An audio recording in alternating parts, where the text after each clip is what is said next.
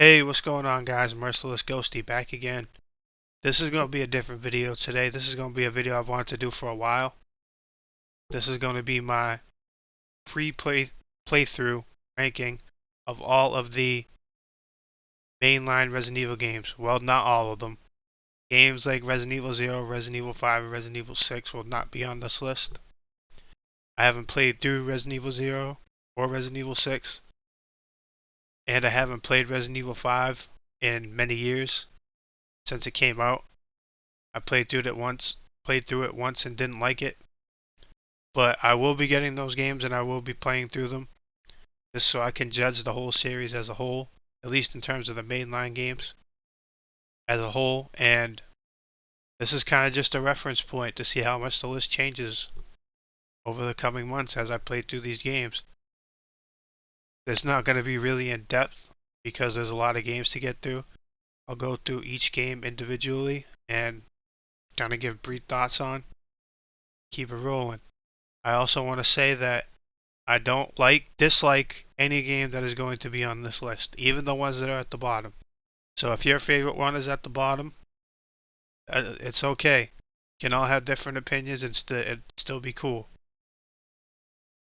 I like every single game on this list, but some I just prefer more than others. But before we get into it, I just want to say, if you liked the video, please consider liking and subscribing.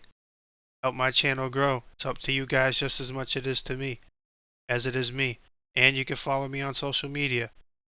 Instagram at MercilessGhostie. And everywhere else where you can find me will be down in the description below. That being said, let's jump into it. Alright, so starting right off the bat, our least favorite of all these games is going to be Resident Evil 3 Remake. It's not a terrible game. You won't play through it and be like, oh my god, this game's unplayable garbage. No, it's not like that. But there's reasons for it. I think Nemesis is wasted in this game. He does not have that same intimidating presence that he did in the original. It's very disappointing that what they did with him. Feels like he feels like a cheap knockoff of Mr. X make. Although I would say Mr. X is way more horrifying and hulking and intimidating in the remake. But this is not a bad game. If you want a quick playthrough of a Resident Evil game that you can beat in a couple of hours just to kill some time and have a good shoot 'em up experience, this game will do it. It's definitely not worth $60, but it's not a terrible game by any means. Coming in at number 9 is going to be Resident Evil 7. The way I compare this game, like a great sexual experience that lasts like 3 minutes. You guys know how frustrating that is. Both of you guys are in the middle of doing it, it's great, you're having a great time, and then boom, it just ends abruptly. And then it's awkward, it's frustrating, and you don't enjoy it very much after that. The first part of this game with Jack Baker is tremendous. It's great. It's tense, it's scary. You can see where they kind of got the inspiration for Resident Evil or Resident Evil 2 remake with Mr. X. Jack Baker gives off a lot of those vibes. But once you get past that point, the game just becomes progressively less scary, progressively less intimidating, while the boss encounters become less and less hard. By the time you get to the final boss, you're just kind of like, are you fucking kidding me? I feel like survival horror games should be, once you end it, should be like a sigh of relief. You should feel relieved that you made it through that experience. With this game, once you get to the final boss and you beat the final boss, you're just kind of like, are you fucking kidding me? It has the worst final boss battle of all these games, by far, in my opinion. And it's not even really a discussion. Another thing that really knocks this game down a couple of notches for me is the fact that it was designed for VR, and you could clearly feel that some sections of the game. Clearly see where it's designed for VR. If I had played it in VR, would I feel differently about it? Maybe, but I still don't see me being able to look past the how progressively worse the game gets as it goes. But it's not once again, it's not a terrible game by any means, but it's just it extremely lets up and becomes more and more disappointing as it goes along, and that's why it's going to sit here at number 9. Okay, this is where the list starts to get really, really hard for me. I love every game from here on out, but I also feel like this is where the controversy is going to start. This is going to piss off a lot of people, but my number 8 is going to be Resident Evil 4. I absolutely adored this game on the PS2. I played through this game so many times on the PS2, but unfortunately that's where it ended. I haven't played this game since the PS2, so the freshness in my mind is not very good. I haven't played it in many years, but I absolutely loved it when I played it on the PlayStation 2. This game changed gaming. This was the first major game that introduced the over-the-shoulder style camera angles. It got rid of the old school tank controls and the fixed camera angles, and really modernized it. And that's a great part of this game. As I've gone through and played some of the older games, I've found the fixed camera angles and the tank controls to be increasingly more frustrating. But where this game falls for me is not only the fact that I haven't played it in so many years, it's also the fact that it really got away from the survival horror aspect of Resident Evil. It became much more of an action game. I can enjoy it. I love, there's nothing wrong with some action here and there, but I much prefer the survival horror of Resident Evil. That's my type of Resident Evil. There's a lot of great moments in this game. Also found out like maybe a week ago that the annoying chick that you save in this game, Ashley, also the girl that does the voiceover, also does the voiceover for Sandy from SpongeBob. You learn something new every day. I had no idea, but I went back and looked up some old clips of the game, and you can definitely hear it. It's actually kind of funny now.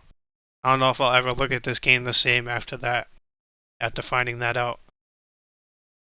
But I really enjoyed this game, but for the fact that I haven't played it in many years, and the fact that it gets away from the survival horror is what brings it to number 8. But as I go through these games, this game could very well go up from after a replay through of it. Coming in at number 7 is going to be the original Resident Evil 2. This could be considered controversy for the other side of the camp of people who, like me, prefer the survival horror aspects of Resident Evil. This game, in a lot of ways, is a better version of the original game. I much prefer the police station setting and the score to this game than the original, but the only thing that holds it down for me is replayability and nostalgia. Out of the original 4 games that I grew up with, the original, this one, Resident Evil 3, and Code Veronica, this is the one that I played the least. I beat it only playing a few hours for a couple of days after school, and I was kind of mad about it. This is the one that I picked up the least. But in terms of a follow-up to an original game, you're going to be hard-pressed to find any game that does it better than this one. It introduces new monsters. It keeps that same core elements of the original and really expands upon it. That's why this game is fantastic. For anyone were to say that this is their number one and they prefer this over every game below it or above it, have no arguments for me. This game is fantastic. The only thing that knocks it down for me is replayability. It's the one of the original 4 games that is the least fresh in my mind, and it's the one I had the least desire to replay. That's the only reason it's this low. Okay, my number 6 is going to be the one we're currently playing through right now on the channel, and that is the Resident Evil Remake. This game is everything that a remake should be. They kept the essence of the original game. They improved the graphics, improved some of the dialogue, even though it's still very cheesy and very campy. It overall just sounds a lot better than the original game. But it's also very much its own thing. It's very much its own game. It's not a carbon copy of the original game. They added a lot of things and changed a lot of things about it that very much makes it its own game. I love the sub weapons, the dagger and the taser. I'm loving those. That I'm not 100% sure if this came out for Resident Evil 4 or not, but I can't remember if Resident Evil 4 did the same thing, if that's where they got it, or if this was the first one that did it. Someone comment below and let me know if you know. But with certain monsters that they add, like Lisa Trevor, and certain things that they change, this game has been a blast to play through. But like I said, the only thing that's really knocked it down is replayability and nostalgia. Had I owned a GameCube when I was younger and played this game after being a fan of the original for so many years, this game would probably be in my top 3. But for now, and it could very well go up in the future, but number 6 is where it's staying at right now. Okay, the top 5. These are the games that I have likely played through the most, that I enjoyed the most, and have the most replayability for me.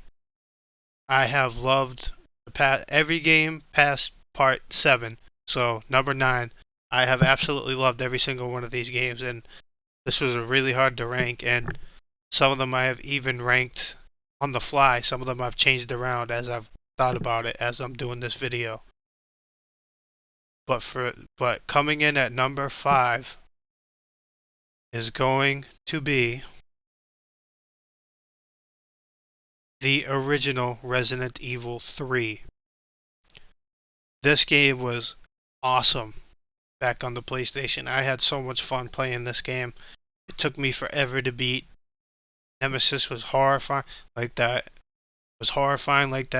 Part in the police station, that section in the police station when you're upstairs and the music's playing. Then as you're about to go downstairs, you hear the glass break, and once you go down the stairs and you walk past that window, he jumps through the window with an RPG. It is horrifying. This game was absolutely terrifying growing up. But it also started the transition of the more action-centric Resident Evil games. There's a little bit more exploring to do in this game. It didn't feel as tight-knit and as claustrophobic as the first 2 games of a single setting. There's a lot more exploration to do in this game. There's also some really cool side characters. I like the characters of Carlos and Nikolai and that whole umbrella mercenaries helping Jill escape, trying to get as many people out of Raccoon City as possible before it blows up. But having this lethal pursuer that just chases you through the whole game, this is where it started. The Jack Baker, Lady Dimitrescu, Mr. X and the Resident Evil 2 remake, this is where it started. This game was so much fun to play through as a kid. Number 5 is where it's gonna stay right now. Number 4 is gonna be the newest kid on the block, Resident Evil Village. This game is the shit. I absolutely love this game. So this game came out earlier this year. In my opinion, it should have been Game of the Year, but it's also coming from a very biased perspective.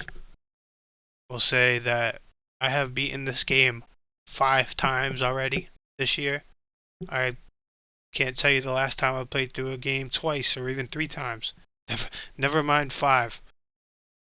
I think this is like a Resident Evil uniter. I think there's something in this game for every Resident Evil fan to enjoy. Say the earlier part of the game with Lady Dimitrescu and the whole castle section, and even the doll section, which is even more psychological horror, where there's no guns, you have no guns, no weapons. It's just very, very puzzly, and I would say those sections are more like the original games. And the later half of the game with the fish guy, I can't remember his name. That's one negative I had, was him as a character. And Heisenberg is more like the newer games. It's more action section. Words are hard. Action centric Resident Evil games. I beat this game twice normally, and I've done 3 speed runs through it. About 70% done all the achievements. I do want to platinum it. My only complaint is this game hindered itself in the marketing, in my opinion. Lady Dimitrescu was way more heavily advertised than she's actually in the game. She's only in the game for a brief amount of time. They could have made her section longer and taken the fish guy out of the game completely, and this game would have been perfect. But overall, awesome Resident Evil game. And much like I stated for the original Resident Evil 2 earlier, this game is a great follow-up to Resident Evil 7. Coming in at number 3 is the Resident Evil 2 Remake. I absolutely love this game. Much like I stated for the Resident Evil Remake earlier, this game is everything that a remake should be. But it's even more modern. Words are hard. I've been talking a while now. Are more modernized than the original Resident Evil Remake. This brings in the over-the-shoulder aspect. The graphics on this game are another level. The graphics on this game are insane. They use what they call the RE engine. I don't know if that was specifically designed for Resident Evil that Capcom did, but whatever they decided to do, it really works. Mr. X in this game is, if I did a top 10 bosses, he could arguably be number 1. Because him in this game is absolutely horrifying. You'll just be in a room doing a puzzle, minding your own business, and you'll just hear thump, thump, thump, thump, thump, thump. You'll be like, fuck, it's coming, I gotta hide somewhere, I gotta go away. It's absolutely terrifying. The lickers in this game are scary. They look awesome. I will say that it does kind of neatly place things. There isn't as much, I'll say, like, the puzzle mechanics, I'll say, are a bit easier than the original Resident Evil 2. But of course, this game came out in 2019. Of course, it's going to be more action, a little less puzzly, but it's still fantastic. This game could easily be number 2. I absolutely love playing this game. I could play it anytime for fun and never really get bored of it. There's 4 different campaigns, so there's plenty of replay value. But it captures everything that the original Resident Evil does and makes it objectively better. Graphics are better. The gameplay is better. The over-the-shoulder over-the-shoulder camera is better uh, than the tank controls and the fixed cameras. The lighting is scary. It's dark. The only thing I will say that this game lacks that the original two had was the score. This game doesn't really have much of a score, and in my opinion, that kind of takes it away. But there is a DLC where you can get the original score, and that easily makes the game better. This could easily be number two, and after a replay of all these games, it could very well go up to number two. But number three is where it's at for now.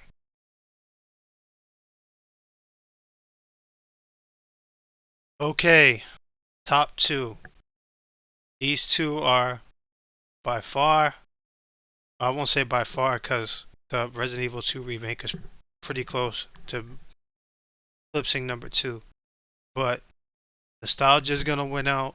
If you're keeping score at home, then you know which two are coming. These were my favorites growing up. These are the two games that I played the most and had the most fun with. But coming in at number two is going to be Resident Evil Code Veronica. I played the shit out of this game as a kid on the PS2. I still remember my first time ever playing this game.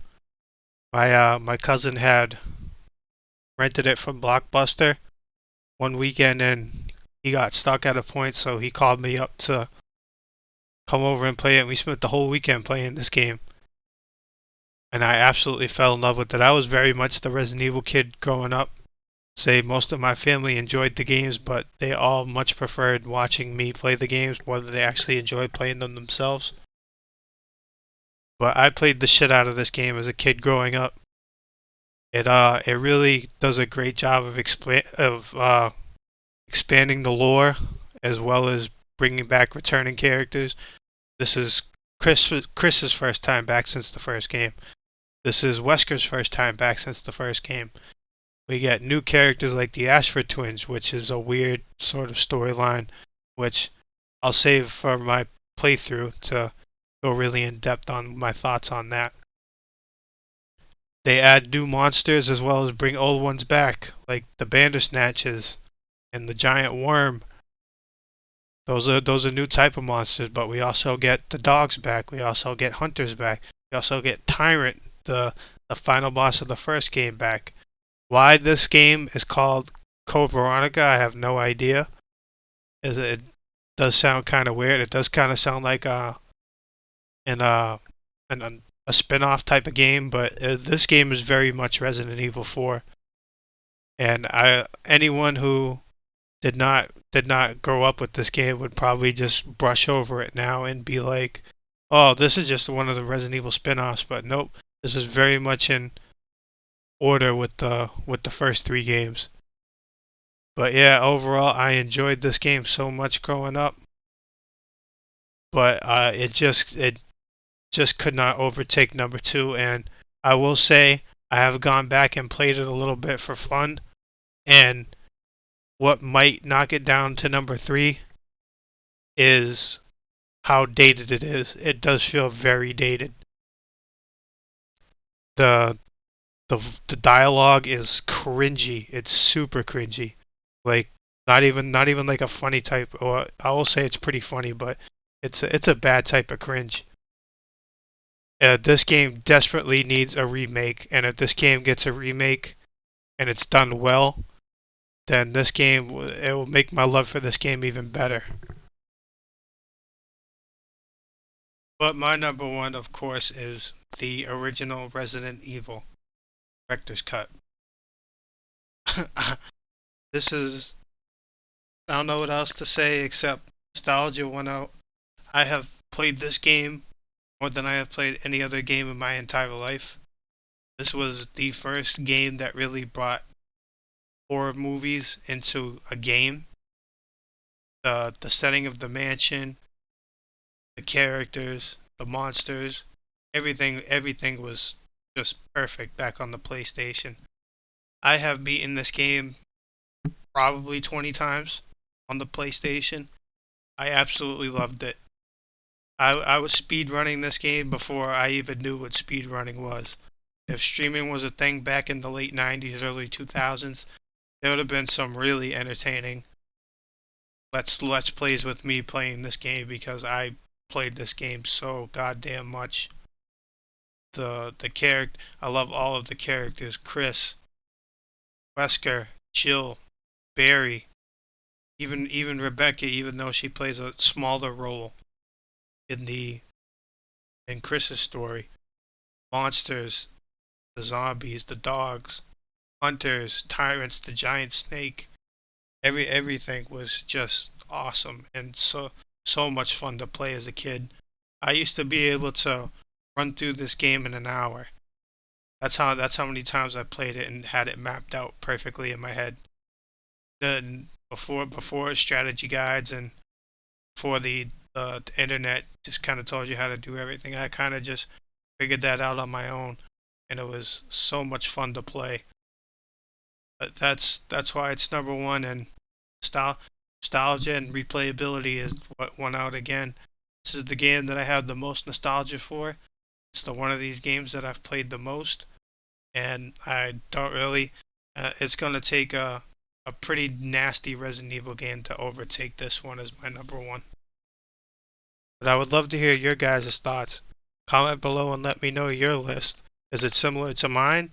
Did you grow up liking the more survival horror aspects of Resident Evil, or did you grow up liking the more action centric Resident Evil games? I would love to hear your guys' thoughts. If you guys like the video, consider liking and subscribing. Help grow the channel where we're going to be doing more discussion videos as long as well as gameplay. Sorry, I've been talking a long time on this video now, but overall I had a good time doing it.